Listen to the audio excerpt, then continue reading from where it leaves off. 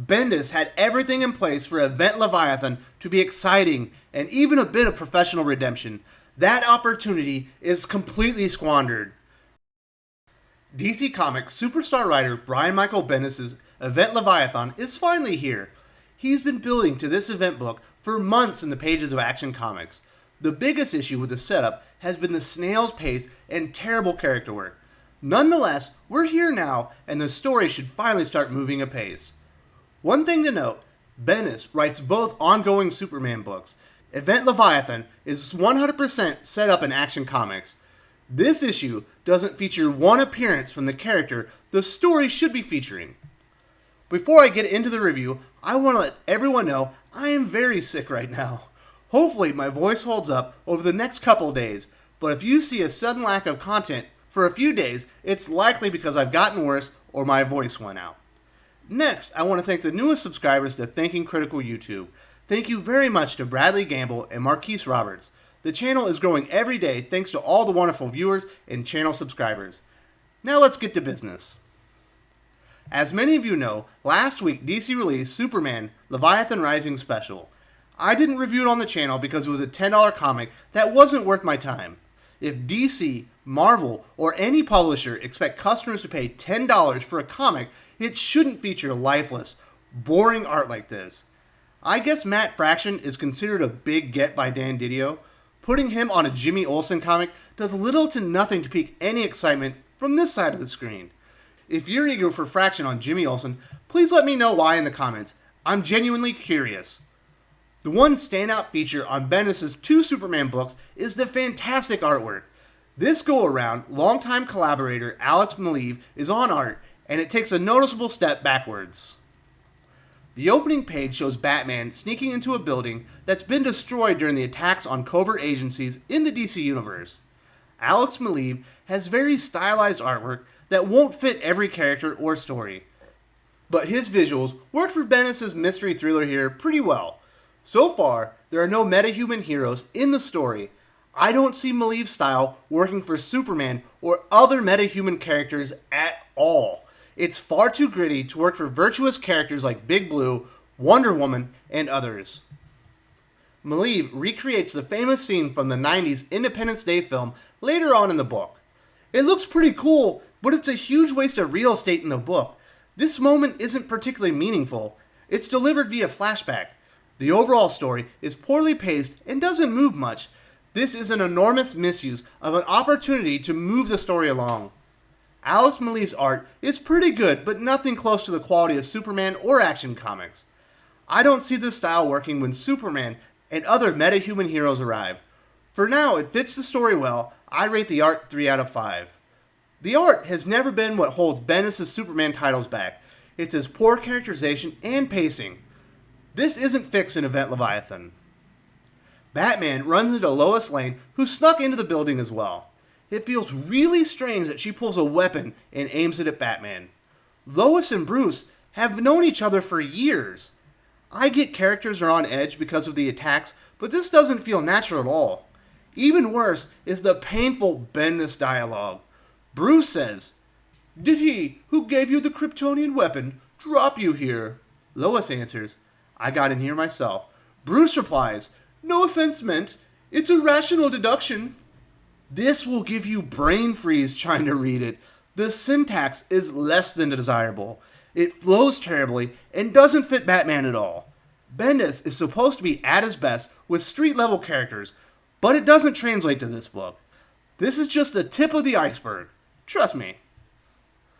Like most Bendis issues, this is dialogue intensive. Being off his game to this degree really detracts from the story. Trying to absorb all the wonky dialogue grinds the book to a halt. Bendis and Maleev don't seem to be on the same page either. There are multiple times when it's virtually impossible to discern who is speaking during the scenes.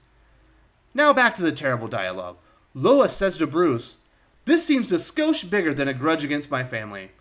Is Lois from Minnesota or Wisconsin now? Has she ever used this type of vernacular in the history of the character? It makes less than no sense. The two later find a survivor of the attack, Colonel Steve Trevor. He's out of sorts and Lois tests his recall. Trevor knows exactly what happened to the building. Finally, we're getting somewhere, right? We'll see about that. But first, another exercise in terrible dialogue. Batman asks, "How are you able to make yourself invisible to my radar scans?" Like I've already pointed out, it doesn't flow at all. Even worse, it doesn't feel like Batman. Bendis floods the pages of Event Leviathan with piss-poor dialogue and character moments that feel all wrong. I rate the characterization 1.5 out of 5. Bendis' writing is off for the majority of Event Leviathan. His plot work also leaves something to be desired. Steve Trevor explains the building was soon to be the new headquarters of Argus. Steve tried to evacuate the building along with Dr. Strand, the project coordinator.